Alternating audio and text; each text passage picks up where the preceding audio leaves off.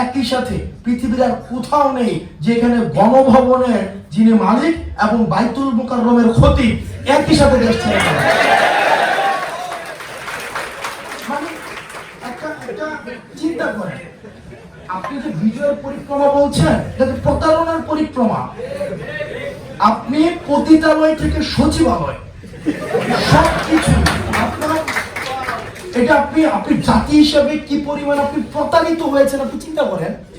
সব জায়গাতে জাস্ট সবাই হচ্ছে কি কিছু হোক আর না হোক। আপনি দেখেছেন ডিভোর্স নিয়ে প্রবলেম, তাও হচ্ছে কি মাননীয় প্রধানমন্ত্রী দৃষ্টি আকর্ষণ করছে। আজকে আমাদের শিক্ষককে একজন বাসা পাইল না, মাননীয় প্রধানমন্ত্রী দৃষ্টি আকর্ষণ করছে। কারণ এই যে আপনার এই যে কেন্দ্রীয়করণ করা হয়েছে, এটা তো সংবিধান ওনাকে পাওয়ারটা দিয়েছে। তার মানে এটার বিরুদ্ধে আমরা অবস্থান নিতে পারি নাই। তার মানে 2400 প্রতারণার দিকে যাচ্ছে, আমরা হইতে যাচ্ছি।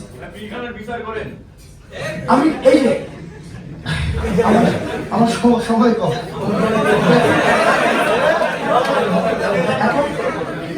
এখন সেই জায়গা থেকে আমরা প্রতারিত হতে চাই না।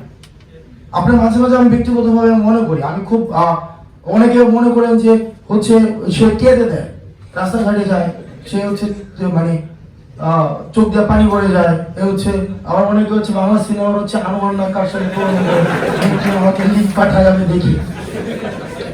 আপনি ধরেন আপনি প্রত্যেকটা দিন আপনি ব্লাড নিয়ে আপনি ডিল করছেন, প্রত্যেকটা দিন আপনি কনফ্লিক্ট নিয়ে ডিল করছেন, আপনি ভায়োলেন্স নিয়ে ডিল করছেন প্রত্যেক দিন। আপনার জীবনে কোনো সকাল নাই, আপনার জীবনে কোনো সন্ধ্যা নাই, প্রতিনিয়ত আপনি ভায়োলেন্সের মধ্য দিয়ে যাচ্ছেন, প্রতিনিয়ত এভরি সিঙ্গেল আওয়ার্স আমাদের ভায়োলেন্স, আমরা এই যে কনফ্লিক্ট, ব্লাড, এই বিষয়গুলোর মধ্য দিয়ে আমাদের যেতে হয়। আপনি যারা কান্নাটা দেখেন না, এটা শহীদের সাথে, এটা কান্না না, এটা ক্রোধের আগুন।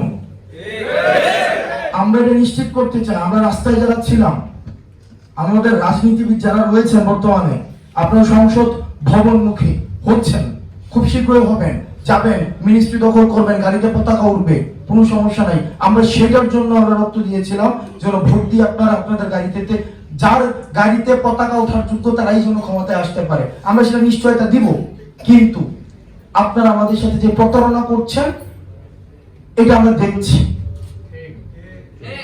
আমরা যেভাবে অতীতকে বর্তমানের কাঠগড়ায় দাঁড় করাচ্ছি, ঠিক একইভাবে আপনাদের এই বর্তমানটা ভবিষ্যতের কাঠগড়ায় অপরাধী হিসেবে বিবেচিত হবে। সুতরাং যারা রাজনীতিবিদ রয়েছেন, আপনাদের অভিজ্ঞতার প্রতি সম্মান জানিয়ে বলছি, আপনারা এই তরুণ প্রজন্মকে আপনাদেরকেও বুঝতে হবে আমরা একটা জেনারেশন কনফ্লিক্টের মধ্যে রয়েছি। এখন আর এটা বাইনারি পলিটিক্সের মধ্যে নাই যে আওয়ামী লীগ, বিএনপি, জামাত, ছাত্রদল, ছাত্র শিবির, এই পলিটিক্সের মধ্যে এখন আর নাই। এটা এখন একটা জেনারেশন কনফ্লিক্ট,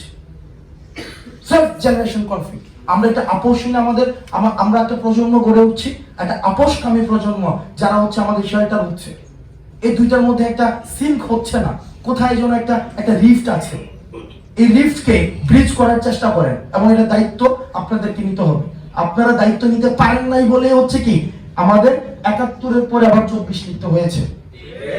এখন আপনারা যদি আবার দায়িত্ব নিতে ব্যর্থ হন, এবং আপনারা ব্যর্থ হচ্ছেন এটা আমরা দেখতে পাচ্ছি, তারপরে কিন্তু 24-এর পরবর্তী আরেকটা সাল লিখতে হবে, এবং সেটি এত ব্যবধান থাকবে না, এই নিশ্চয়তা আপনাদেরকে দিতে পারে। ভালো থাকবেন, সুস্থ থাকবেন।